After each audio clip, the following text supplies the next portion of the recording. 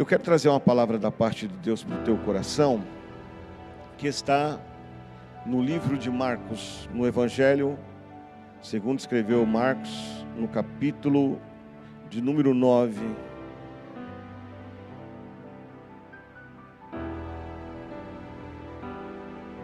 Glória a Deus, que maravilha. Marcos capítulo 9, versículo 14. Amém, querido. Se puder estar em pé, eu agradeço muito. Esse final de semana nós tivemos o nosso irmão Elias, teve a perca do seu irmão, né, querido? Que o Senhor possa consolar toda a sua família. Receba aí o carinho de toda a igreja, todo o amor da igreja aqui. Eu tenho certeza que todos nós aqui sentimos pela sua perda. Marcos capítulo 9, versículo 14, diz assim: E quando se aproximou dos discípulos, viu ao redor deles multidão e alguns escribas que disputavam com eles. E logo toda a multidão, vendo-o, ficou espantada, e correndo para ele o saudaram. E perguntaram aos escribas: que é que discutis com eles? E um da multidão respondendo disse: Mestre, trouxe-te o meu filho que tem um espírito mudo, e este, onde quer que o apanha, despedaça-o, e ele espuma e range os dentes, e vai se secando. E eu disse aos teus discípulos que o expulsassem, e não puderam. E ele respondendo-lhes, disse: Ó geração incrédula, até quando estarei convosco? Até quando vos sofrerei ainda? Trazei-mo. E trouxeram-lhe. E quando ele o viu, logo o espírito o agitou com violência, e caindo o endemoniado por terra, revolvia-se espumando. E perguntou ao pai dele: Quanto tempo há que lhe sucede isso? E ele lhe disse: Desde a infância. E muitas vezes tem lançado no fogo e na terra para o destruir. Mas se tu podes fazer alguma coisa, tem compaixão de nós e ajuda-nos. E Jesus disse-lhe: Se tu podes crer, tudo é possível ao que crê. Pai, aqui está a tua palavra e diante de ti está a tua igreja, os teus filhos e filhas, Senhor. Pai, vem falar conosco nessa noite. Fala aos nossos corações, Senhor, trazendo um renovo espiritual, trazendo, Senhor meu Deus, a graça, o poder, trazendo a cura e a libertação que tanto precisamos, Senhor.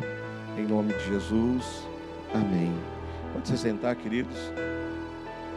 A Bíblia diz que os discípulos e os escribas estavam discutindo ali, e então Jesus se aproxima deles. Jesus, quando chega, ele causa espanto naquela multidão por causa da discussão que eles estavam tendo. E aí Jesus pergunta para ele: o que vocês estão discutindo? O que está acontecendo no meio de vocês aí? E aí um dos homens ali se levanta, conforme nós escrevemos aqui, nós lemos. Um homem diz: olha, eu trouxe o meu filho aqui, ele é endemoniado, tem um demônio mudo na vida dele, e eu pedi para os seus discípulos repreenderem esse demônio, e da vida do meu filho eles não puderam fazer. E é interessante, querido, que aquele pai, ele começa então a descrever o que acontece com aquele jovem. Ele começa a dizer o que o demônio faz na vida daquele rapaz. Ele diz que o demônio o despedaça, que aquele demônio ele fazia com que ele espumasse, que rangia os dentes, ele ia se secando, ou seja, não comia. E aquele rapaz estava indo de mal a pior. E é interessante, queridos, ver a atuação do inimigo na vida das pessoas. Quando o inimigo entra na vida de alguém, a Bíblia diz que ele não vem senão a roubar, matar e destruir. E não estava sendo diferente na vida daquele rapaz. Ele estava destruindo aquele rapaz. Quantas pessoas que nós vemos no percurso da nossa vida, pessoas que eram pessoas até abençoadas, pessoas que eram prósperas, pessoas que viviam uma vida boa, mas de repente ela começa a desandar por um caminho e se enveredar por certas situações, e ela vai morrendo aos poucos, e a gente nem vai percebendo, e quando você vai ver, está morando na rua. Eu conheci várias pessoas que foram empresários prósperos e que terminaram seus dias na sarjeta. E aí, quando nós olhamos para a situação desse rapaz, nós vemos a atuação terrível do inimigo na vida dele, fazendo com que ele se despedaçasse, com que ele arrancasse as suas roupas. Alguns pontos que a gente vê da atuação do inimigo: ele traz a nudez, ele traz a surdez, ele traz o espumar de bocas na vida daquele rapaz, ele dá ataques na vida dele. Como é difícil, querido, ver alguém que a gente ama, alguém que a gente quer ver o bem, quanto mais um filho ainda. Um filho a gente sempre sonha, né? O projeto da gente para o nosso filho é que ele cresça. A gente olha para ele e vai ser um doutor. Puxa vida. Eu quero que o meu filho seja um médico. Eu quero que o meu filho seja um advogado. Eu quero que o meu filho seja um engenheiro. E de repente, quando você vê o filho passando por uma situação, se afastando totalmente diferente daquilo que você planejava. Eu sonhava ver meu filho na igreja como um pastor, e de repente hoje ele está longe dos caminhos do Senhor. É interessante, querido, que aquele espírito, a Bíblia diz que era um espírito mudo, e que o estava destruindo aos poucos. Então aquele pai, no ato, eu imagino, queridos, me permita até um pouco assim pensar e imaginar um pouquinho, quantos lugares que aquele pai levou aquele filho, crendo que aquele filho poderia ser liberto. Talvez levou na sinagoga, pediu para o sacerdote fazer uma oração e nada aconteceu. Talvez ele foi aos curandeiros e os curandeiros não puderam resolver o problema dele. E aí ele ouve dizer que os discípulos de Jesus estão ali, e vai levar até os discípulos de Jesus o filho. E quando chega lá, é mais uma frustração. Aqueles que deveriam ter o poder em si, não conseguem fazer nada por ele. Os discípulos não conseguem libertar aquele rapaz.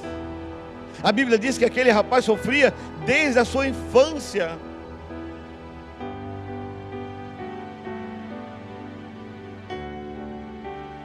Aquele pai chega diante de Jesus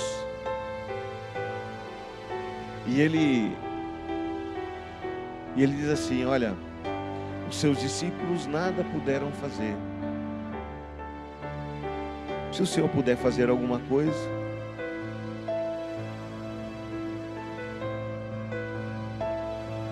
se o Senhor puder fazer alguma coisa, eu me ponho diante da situação daquele pai. Ele pergunta para Jesus: se tu podes fazer alguma coisa.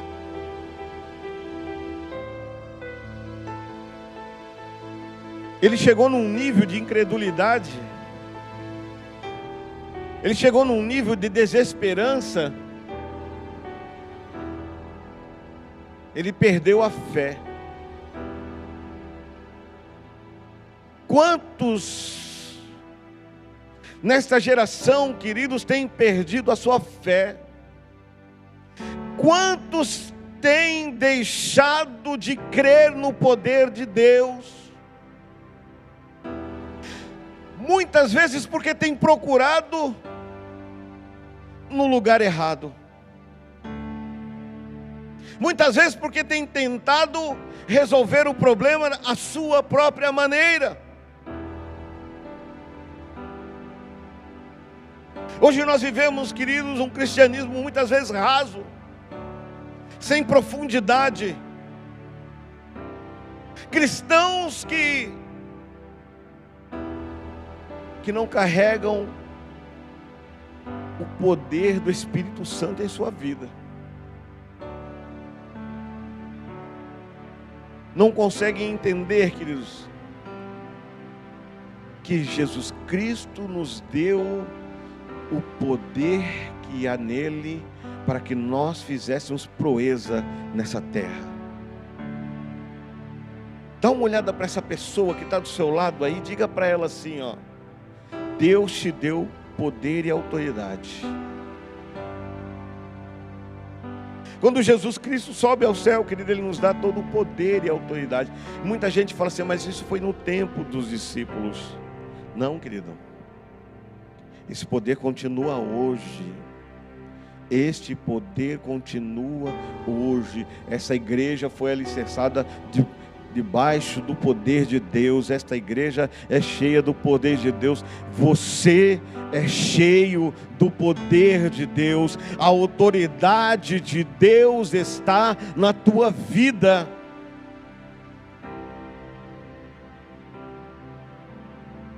Se tu podes fazer alguma coisa, tem compaixão de mim e ajuda-nos aqui. É o que o Pai disse.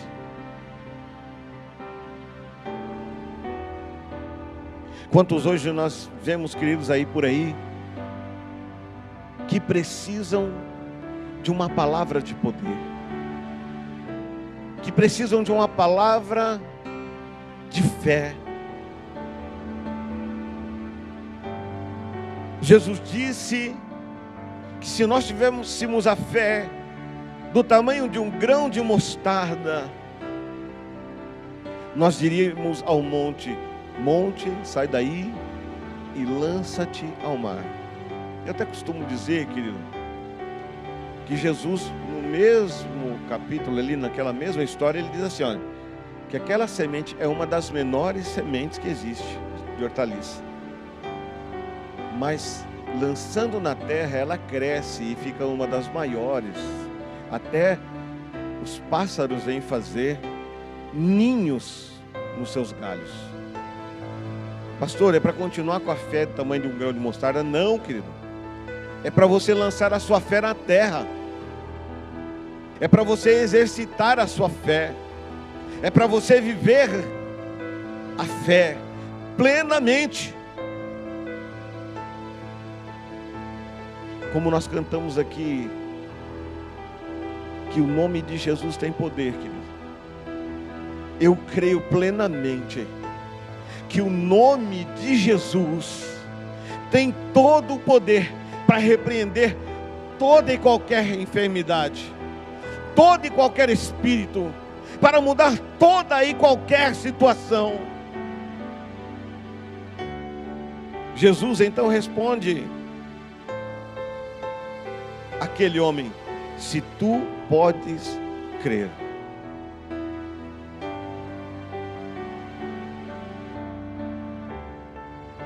Me permita dizer, querido,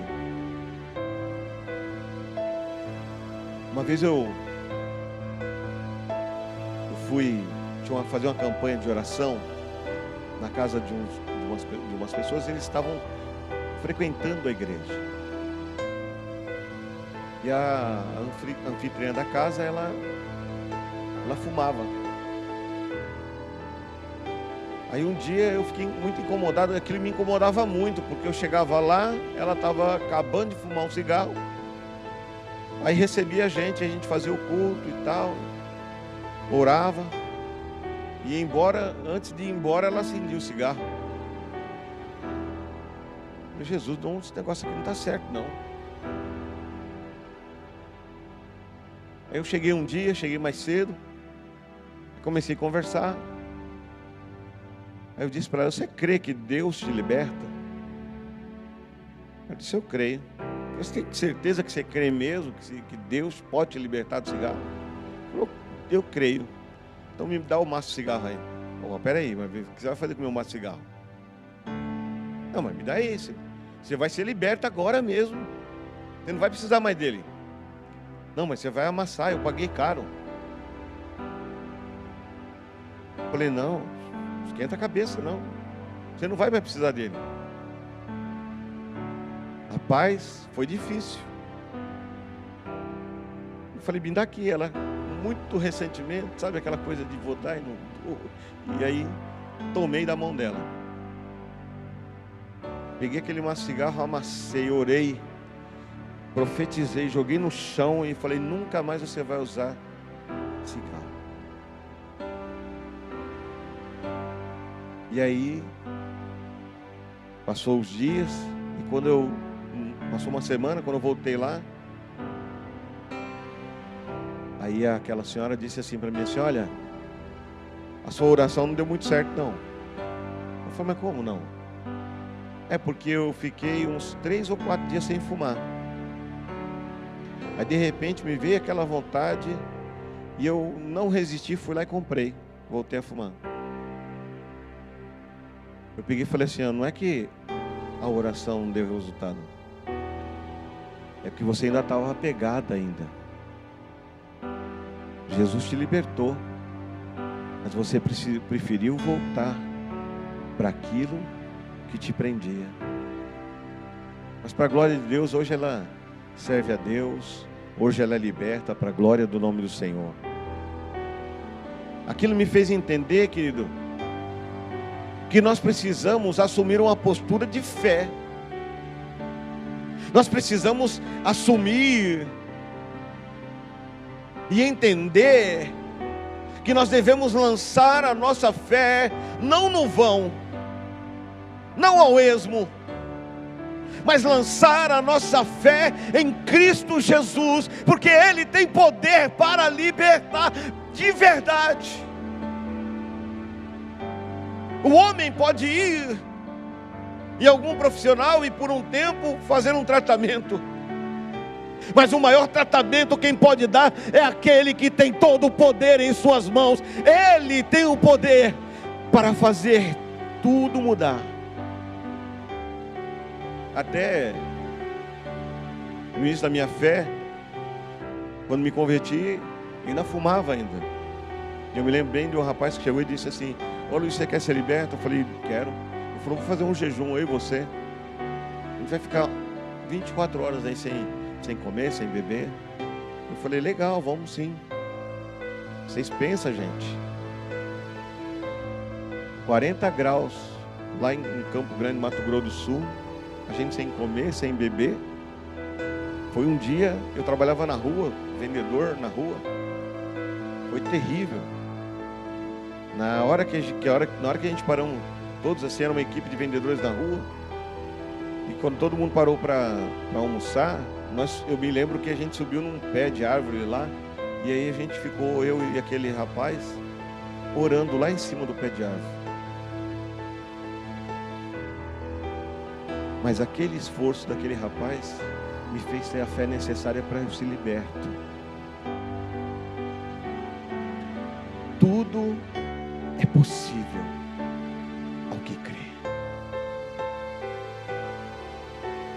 Aquele homem lança a sua palavra para Jesus. Olha, se eu puder fazer alguma coisa, faz aí.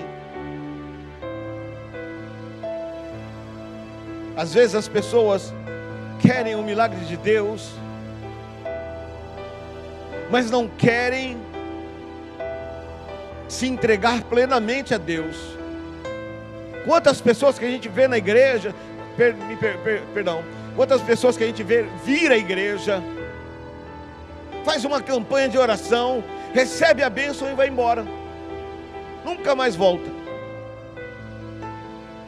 E me faz lembrar daquele paralítico do tanque de Betesda, que quando ele é curado, ele vai embora, e aí levam ele para o templo, e lá no templo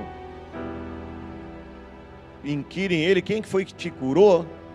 Quem que foi que mandou você pegar sua cama no dia de sábado e ir embora? Ele disse: olha, foi um homem lá, tal de Jesus, que falou para eu fazer isso.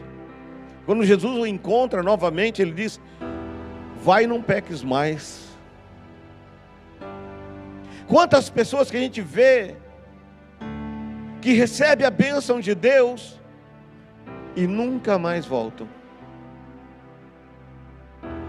Esquecem daquele que o libertou, que o curou. Jesus diz: se tu podes crer, tudo é possível ao que crê. E aí, aqui a gente tem no versículo de número 24, o pai, logo o pai do menino, clamando com lágrimas, ele diz: eu creio, Senhor, ajuda a minha incredulidade. Eu acho um momento tão lindo, é o reconhecimento de que ele não poderia fazer nada, é a confissão de que ele precisava de uma renovação na sua fé. Ele reconhece que está numa posição de incredulidade. Ele reconhece a sua pequenez diante daquela situação. Ele reconhece que a fé dele está muito aquém daquilo que deveria estar. Quantos de nós, queridos, não recebemos a bênção de Deus porque nós não reconhecemos que precisamos ser tratados por Deus, que precisamos da graça nos envolvendo e nos renovando novamente e nos fortalecendo para crer e vencer as batalhas que se agigantam dia a dia na nossa vida. É preciso ter fé, é preciso ter coragem, é preciso ter força. Muitas vezes, querido, precisamos reconhecer, assim como aquele homem reconheceu: olha, Jesus, ajuda a minha incredulidade. Como está a sua fé? Como você tem lidado com as situações que acontecem na tua vida? Pergunto para vocês que estão aqui na nave do templo, pergunto para você que está na sua casa: como você tem lidado com as situações da sua vida? Como você tem cultivado a sua fé? Como você tem exercitado a sua fé? E é interessante, querido, que aí Jesus, ele traz aquele rapaz para si. E é interessante aqui que eu vi aqui, estava lendo essa passagem aqui, e a Bíblia diz que aquele espírito é um espírito mudo e surdo. Que situação, pastor? Um espírito que era mudo e surdo. Mudo não falava, surdo não ouvia. Imagina você repreender algo assim. Ele não vai ouvir, né? Não sai daqui, não sai daqui. Não estou te ouvindo, não estou te ouvindo. Não importa, querido. Não importa o espírito que talvez esteja atuando na tua vida, ou talvez na vida de um familiar seu. Aquele rapaz tinha esse espírito que era mudo e surdo, mas ao nome da autoridade de Jesus, na autoridade de Jesus, ele teve que sair daquele jovem. Talvez você esteja diante de uma situação em que ela não muda, ela não sai, ela fica parada, ela estacionada na tua vida, não vai para frente nem para trás. Aí você fala, a coisa está do mesmo jeito, eu continuo do mesmo jeito. Hoje eu quero te convidar para te dizer que quando você clamar o nome de Jesus, as muralhas vão cair na tua vida. Quando você clamar o nome de Jesus, o demônio vai ter que bater em retirada da tua vida, da tua casa, da tua família, dos teus bens. A enfermidade vai sair no poder do nome de Jesus. Não importa que espírito seja, como disse aqui, aquele espírito era mudo e surdo, mas ele ouviu a ordem do seu Deus. Eu quero te convidar a se colocar em pé, querido.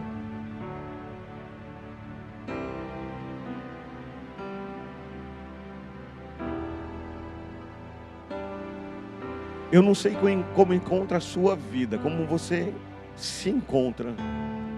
Eu não sei como você está aí, na sua casa. Talvez é uma situação que estagnou-se na sua vida. Talvez seja alguém na tua casa, na tua família, que está preso em um vício, talvez endemoniado. Talvez agora mesmo, enquanto nós estamos aqui fazendo esse culto, talvez na sua casa esteja um conflito aí.